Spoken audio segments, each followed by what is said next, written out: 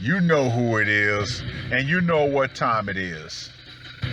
Time to piss off some feminists, trad cucks, and whoever don't want to know the truth. Oh well, let's get started. What is going on, gents? It's R.P.M. here, reporting from Mobile Command. Shout out to the illustrious Hammerhand, the MGTOW monk, for dropping this one in his community tab. Now, this article was published on the 5th of February. Now, before I go into it, let us go ahead and refer back to a quote from one John F. Kennedy. Those who make peaceful revolution impossible make violent revolution inevitable. I want you to keep that in mind as I read a little bit from this article.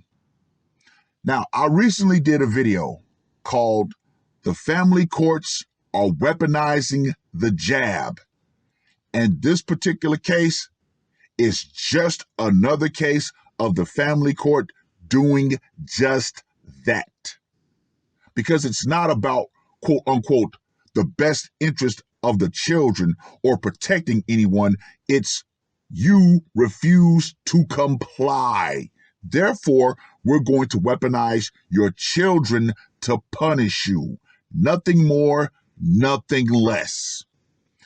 Anyway, a Canadian judge ruled that an unvaccinated father could not see his 3 children because he refused to get vaccinated against Charlie 19.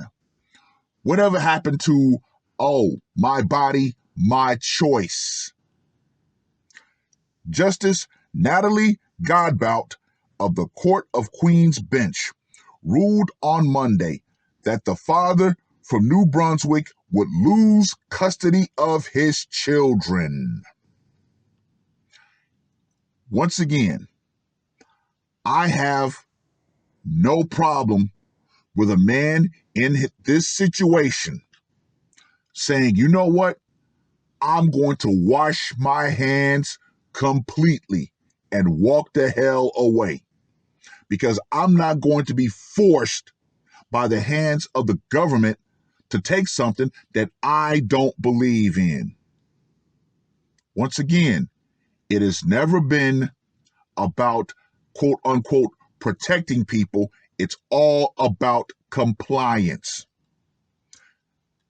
In her decision, Godbout wrote that she was ruling with, quote unquote, a heavy heart, but the unvaccinated posed a serious risk to the children, especially the middle child who needs specialized care for a non-cancerous tumor in her blood vessel.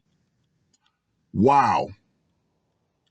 What the hell does Charlie 19 have to do with blood tumors?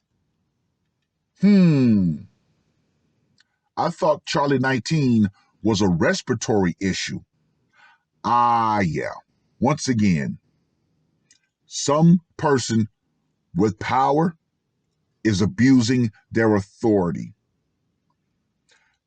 As the parents who are caring for the child 50% of the time in close quarters, unmasked and unvaccinated, they are well positioned to transmit the virus to the child should they contract it. This despite their best efforts, the ruling says. Wait a minute. Whoa. Here's a question that I have. How can he know that he transmitted the virus if he doesn't get tested for said virus? That's always been one lingering question that I had. A virus so deadly that you don't know that you have it unless you get tested for it. Interesting. The father, alleged to have done quote unquote research on the Charlie 19 vaccine. Yeah. Here's where we get to the nitty gritty of it. You dare question what your overlords say, so therefore you need to be punished. The dad had a hesitancy about the Pfizer vaccine because of his questions about safety and efficacy. The father's argument was dismissed by the judge. At that point, the father should have just said, you know what? I'll wash my hands of my family. Judge, you can take care of them. Well, sir, that would mean you'd be a deadbeat dad. No. You forced my hand in this. Now, of course, it talks about how the, woman, the kid's mother, was quote unquote ecstatic in some regards, but she loves to try to clean it up and say, well, this isn't a case where she wants to take the children away from their father. Bullshit. The children have already been weaponized. Period. Point blank. Anytime the term best regards for the children, that means the children have already been weaponized. But I'm going to go ahead and not read the rest of the article. I want you guys to do that. However, let's take a look back in time, shall we? Politicians, people like that, they feared the public. Why? Because they knew at any point in time the public would become the angry mob, and there was a chance that they would get their heads lopped off. However, in my humble opinion, I think that's something that society kind of wanted men to do. Now, before I proceed any further, people who love to say, well, violence is never the answer. Here's a question that I have for people like that. If violence is never the answer, then why do we have a standing military and a standing police force? Which, ironically, a lot of police forces were exempt, especially in Canada, were exempt from the mandates. But once again, I reiterate, if violence is never the answer, then why do we maintain a standing military and a standing police force who, if ordered, have zero problems enacting violence on the public? Yeah. So there's always been some men who wanted to go ahead and become the barbarian and storm the gates. I think society has tried to push men in that direction. However, I think there's one thing that society did not count on. What was that one thing? I will tell you. The red pill. Oh, yeah. I think society wanted to push men into some sort of violent uprising. But, see, the red pill was the monkey wrench that got thrown into the machine. Especially once men started waking up and realizing what was going on, men decided, you know what? I'm not going to play this game anymore. I'm not. I'm not going to be a part of a violent uprising because, once again, the state, Big Daddy government, they have a monopoly on violence. So, what's the best type of revolution? A passive revolution. You can't fight a war if you don't show up to the battlefield. Yeah. See, men were never supposed to wake up. We were supposed to go along with the machine, go along to get along, do what we were, quote unquote, socialized to do. But But MGTOW is the biggest threat to the system. Why? Because men who've gone their own way have said, you know what? Cool. All the traps that you have in regards to family, marriage, we're going to outright avoid that. We're going to go over here and do our own thing. That was never supposed to be part of the equation.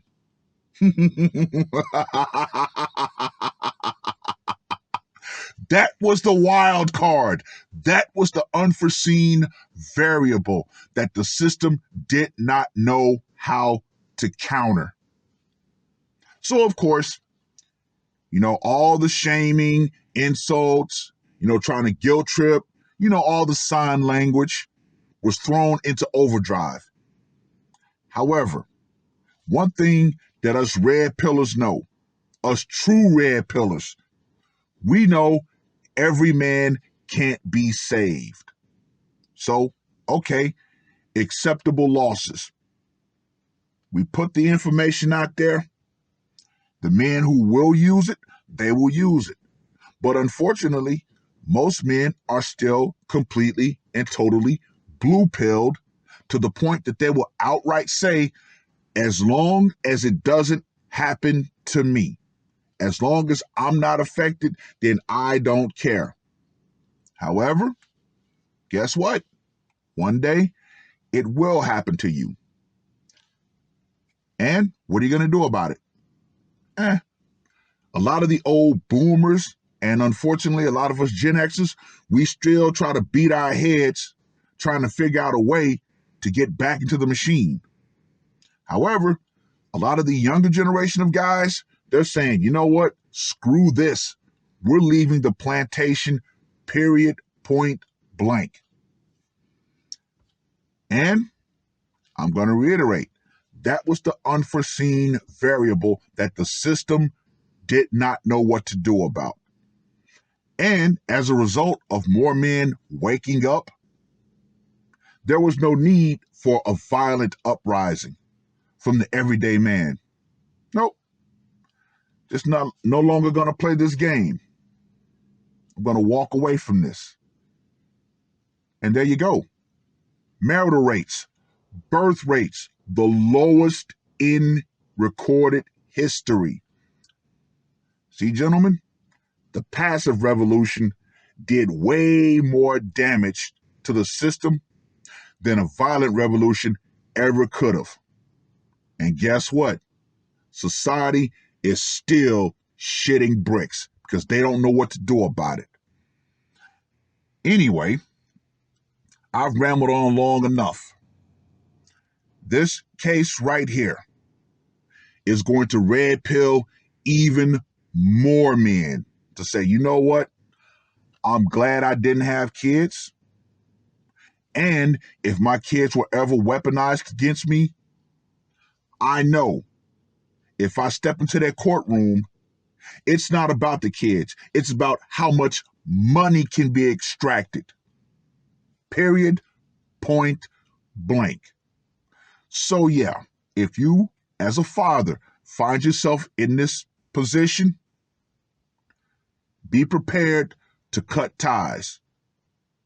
Get all your digital diaries and documents ready. And when the children turn of age, you can say, I tried to fight. Here's all the evidence. Make your own decision. If you want to be, cool with me afterwards, I understand. If you want to walk away completely, guess what? I also understand that too. However, gentlemen, if you're going to do this, do so with a clear mind and have a pair of scissors ready to cut those ties. It is what it is. Anyway, read the rest of the article.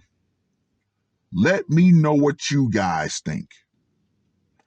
And you ladies out there, particularly you mothers who's going to use this as a means to keep the father away, the power will eventually go out.